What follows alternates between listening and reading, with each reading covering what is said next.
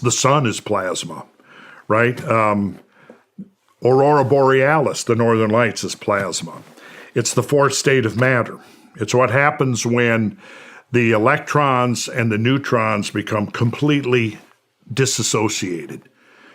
Solid, liquid, gas, degrees of freedom between electrons and neutrons, right? Here's what you do. Visualize a sphere with a North Pole and a South Pole.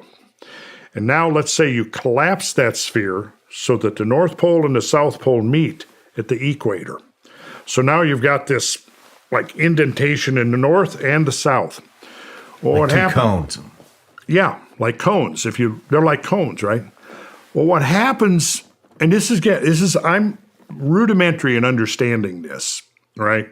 But what then happens is that you get this electron or ion or both stream that starts cycling down that what do you want to call it? What did you just call it? Cone.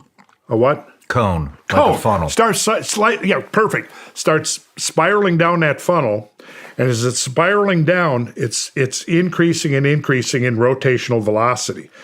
Now, in the northern hemisphere, say, it's going clockwise, and in the southern, it's going counterclockwise.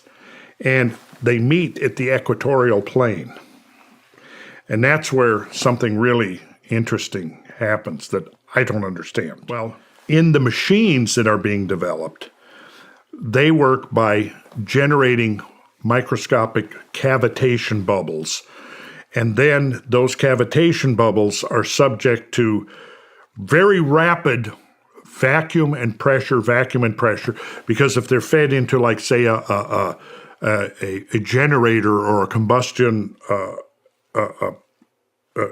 fossil fuel-based any engine of any kind, where you've got pistons moving up and down, the movement down will create a compression phase, and then the moving up will create a vacuum phase. And what will happen is the microscopic bubbles, the cavitation bubbles, collapse on their axes. They form these perfect toruses that now initiate this self-organization process of the plasmoids, and they can now be harvested from that machine that's creating these bubbles.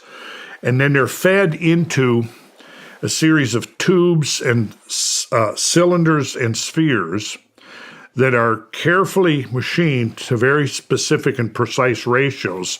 And it's, for example, one end you've got a sphere with an opening in it, and the plasmas are fed into that under high pressure, and in that sphere, they start whirling.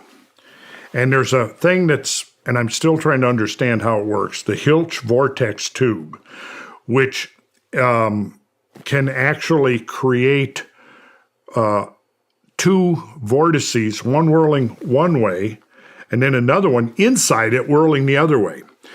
And it can actually separate. You can feed in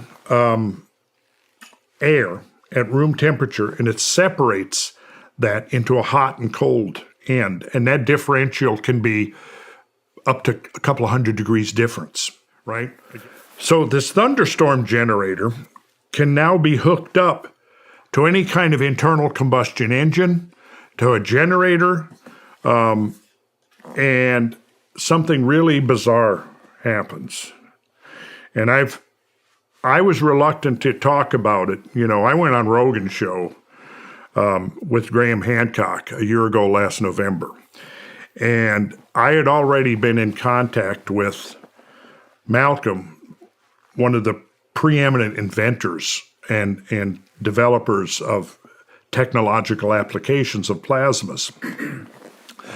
I hadn't decided yet whether he was for real or not. But I'd been talking to him distance for over 7 years, and his story never changed. Right? And I took careful note of that, and I began looking at some of the things that he claimed as sources, and they all checked out. Going back to Nikola Tesla, right? Coming up through like half a dozen other researchers that had worked in some capacity trying to develop technologies around this plasma energy, like learning how to contain plasma and then extract energy from it. And I'm not going to get into all the details because it's a pretty wild story. I go on Rogan with Graham Hancock, and Graham invited me to go on with him. We'd been on there before multiple times, and I had, when Graham was researching his books and stuff, in at least one case, I'd been out in the field with him at least a couple of times, guiding him and showing him evidence in the landscape for these tremendous catastrophic events, which he then documents, like in the book Magicians of the Gods. I think there's 2 chapters in there devoted to our travels together and the things that I was showing him. Well, anyways, before we go in, he says, because, Graham has been attacked left and right by the mainstream guys, the archaeological establishment and all. He says, let's not get into talking about ancient technology. Okay, if you don't want to, I'm fine. I'm happy to talk about mass extinctions or giant floods or asteroid impacts or whatever. I'm sure, yeah. Well, then the issue came up of the ancient builders and how they moved 200-ton stones. So Joe is like, well, did they have some technological means? And if you go back and watch that November show from, like, they kind of like both look at me. Well, wait a minute now. Like, I'm thinking, I just said I was not going to talk about that, right? So I was evasive. But Joe, you can like, you'll see, like, I'm trying to not talk about, and Joe, no, whoa, come on, what do you. So I mentioned that, well, I'd been talking to this inventor for about 7 years, and he's been developing these technologies using plasma, and it's frequency-based, right? And at this point, I already knew that the thunderstorm generator, and I'll show you pictures of one now that's been retrofitted on a 300-kilowatt generator on a substation outside of London. And they're testing the damn thing. And it works. It does what it's predicted to do, right? I mentioned that he was on an island where he'd gone because there had actually been a couple of attempts on his life. So he was an oil prospector. And he discovered oil in Tasmania, and one of the big oil companies was trying to wrest the license away from him. So they did a whole smear job against him, started paying off journalists and Tasmanian government officials and stuff and trying to portray him as a grifter and all this to scare away investors, because they were this company had overstated their reserves by about 30%, and they were going to get in some major trouble. And they did get in major trouble. In 2003, the entire board of this company resigned. And I've double-checked that.